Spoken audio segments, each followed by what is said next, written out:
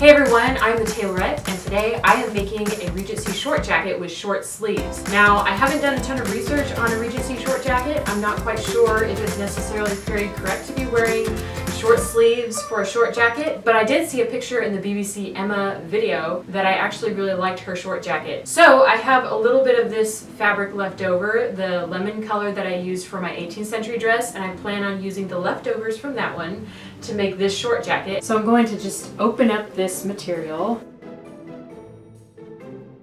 So I'm basically using the basic Regency dress pattern that I used for my drawstring because I like the back of the drawstring, the back of the bodice. So these, I will keep these pieces the same. However, for the front part, I'm going to literally shoot by the hip, but make some few adjustments. So I'm going to use this piece for the front. Might sound kind of silly because this is the drawstring piece, but what I plan on doing is just raising the neckline a lot, giving myself a lot of room. And then once I have it actually made, I'll put it on the mannequin and trim it to where I want it to be. And I'll cut around the edges, except for up here. And I will basically just cut straight up like this. I know this is a bad neckline. I am not going to keep it this way, but I'm doing this so that I can have any room to work with on the mannequin. So I don't think I'm going to line the sleeves, so I'll set these aside, but I need to do the back pieces and the front pieces in the lining. Okay, so I'm all done, and the next part is I'm going to basically make all these pieces one with each other. So I've done this several other times in my videos, but I'll show it again for any newbies who have not seen me do this. This is the lining. I'm not just doing a lining and an outer piece like you normally would. I'm basically making my lining and my outer piece one, and there will not be another lining other than this one. So, but then I take it to the iron and I press them together. Kind of makes them stick a little bit better, and I do that to all my bodice pieces. I'm stitching around the edges with a basting stitch. It doesn't have to be a small stitch, just to keep the pieces together.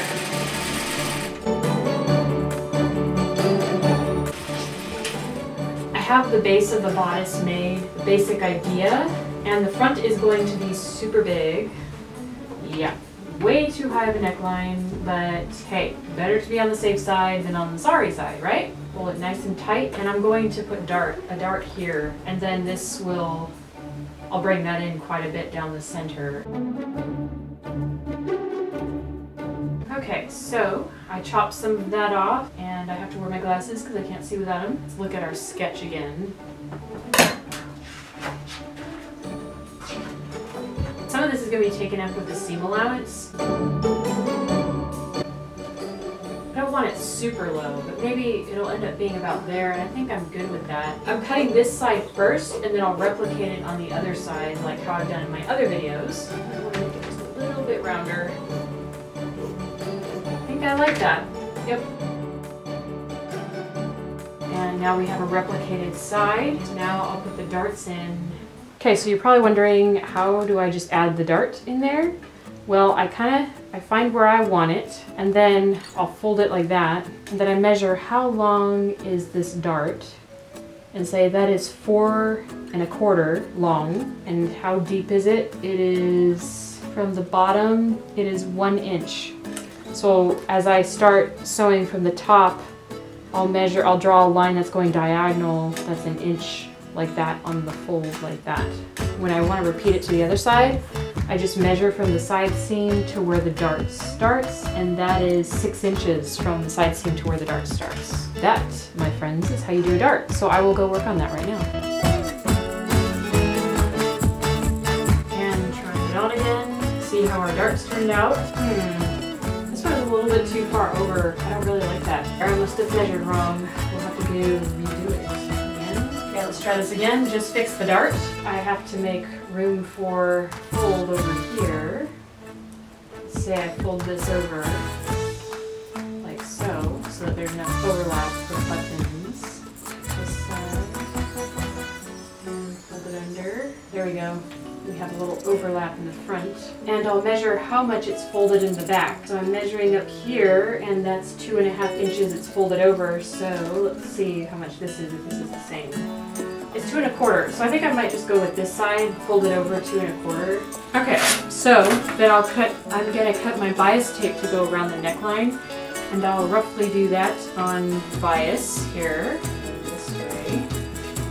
Okay, and I'll cut it at 2 1/2 inches, 2 strips at 2 1/2. Straighten out the edge here because I plan on sewing these 2 ends together. Just literally fold it in half all the way down the strip.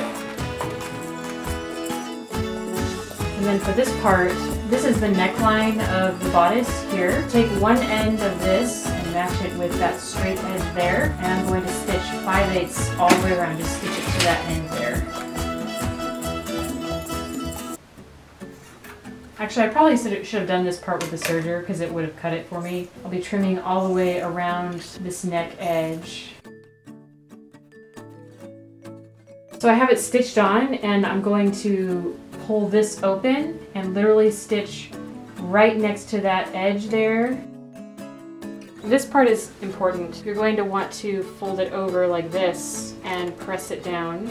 This part will be hand stitched because I don't want it to be showing on the outside, otherwise I probably would normally do top stitching if I was doing a trim on the outside around the neckline to hide that stitching. So when I'm hand stitching this part, I'm only grabbing the white part, not the yellow part on the other side. It takes a little bit to get used to this, but so it's just the slip stitch, the normal slip stitch. You grab behind, just grab that white right there, and you'll do this all the way around.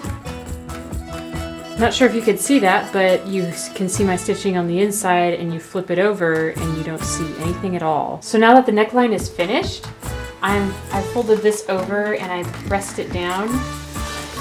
And I'm actually going to hand stitch that same thing down to the white layer. I'm gonna tuck a little bit underneath here, like so, and press it down. We're all hand stitched around the front and the neck edge. Let's see how it looks. So I think that is looking really nice. That's what I'm looking for. And the next part is, I do want to put a waistband down here, so I might have to trim it because it's going down. I do want it a little bit even, so I might trim a little bit of that off. Get going on this part. I actually like that on first try. So what I'm going to do is take this out and we're going to replicate it just like I did before. So we're ready for the waistband. So now I prepped the waistband and I'm going to pin it to the bodice now. And in this next part, I will press this down. Press it down like this. Yep, so that's what I'm looking for. I think it's all good. I'm gonna go in for the sleeves. I won't go into major detail about the sleeves, but I am currently working on putting those together right now.